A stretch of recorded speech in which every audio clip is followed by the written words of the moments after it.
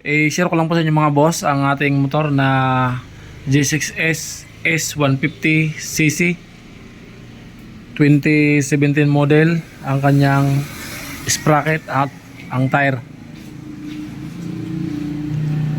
Sa front tire, stock size 90 80 17. Dito naman sa rear tire, ang nakakabit ngayon ay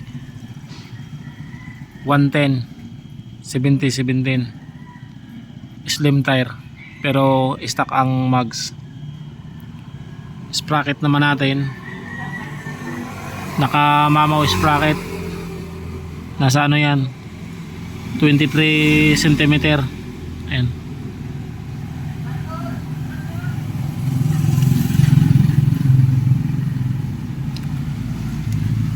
Bali, ang top speed natin ito sa 500 meters nasa 140. Dahil nga sa naka slim tire, tapos naka mamaw sprocket. Mabilis lang yan mga boss mag top speed. Di na kailangan ng mahabang kalsada. Ayan. Slim tire.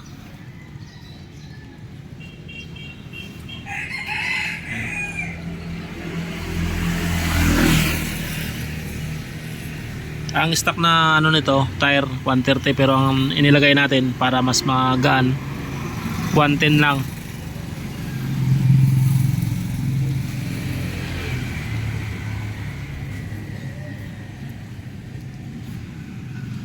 Lapat na lapat lang yung ano niya, so 110.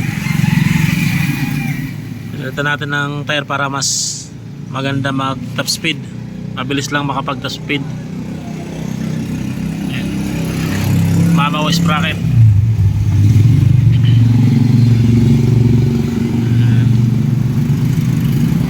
Dahil sa 2017 model yan, medyo mataas na ang odometer. Ito na kanya odometer,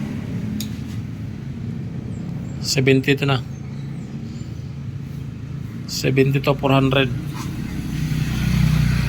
kilometer ang narating. Ayan. Stock ang engine yan mga boss amo.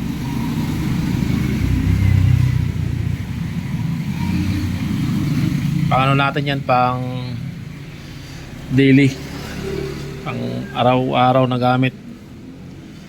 Dito kasi tayo sa probinsya, kaya pinalitan natin ng mamaw na sprocket para kaya sumabay sa ibang motor na 150cc. Pero sa ngayon mabilis siya, maganda sa arangkada. Sa konsumo naman sa gasolina, ano yan, sa 41 to 43 per liter, 43 km per liter.